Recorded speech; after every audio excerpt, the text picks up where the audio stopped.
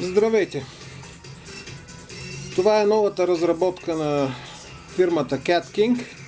Казва се Eagle Eye и е с размера на шпулата 6000.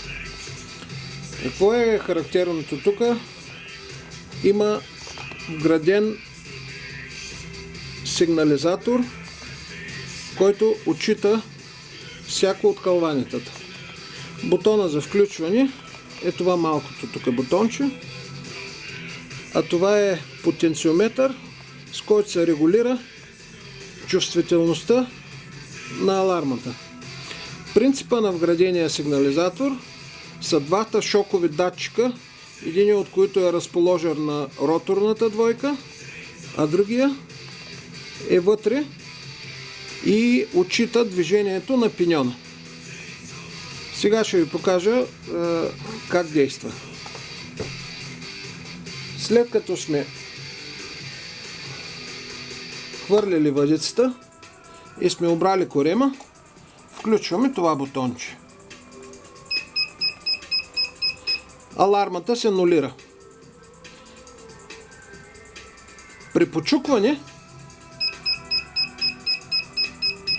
почукването се отчита.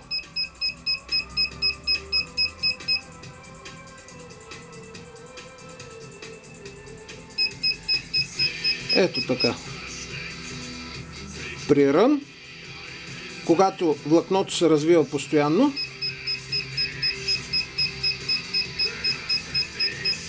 звуковия сигнал не престава.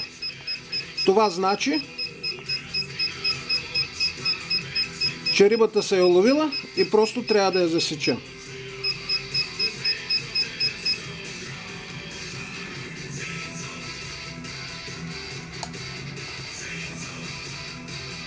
Хубаво е при използването на този вид макари да се използва и обтегач, така наречените хенгери, за да се вижда движението и на влакното, но сама по себе си в този вид върши достатъчно работа и е достатъчно ефективна.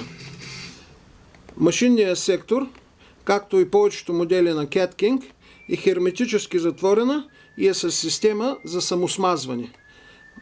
Като в документите на продуктите на CatKing пише 10 години сервис фри, т.е. не е необходимо отваряне и смазване. Има си технологични депа, запълнени с силиконово-тефлонова смазка, които механиката сама си взима и се самосмазва. Общо взето това е. Още един път да ви покажем.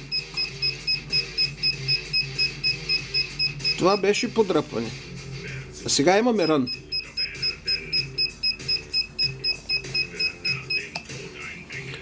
Наслука на всички настоящи и бъдещи собственици на тази чудесна макара.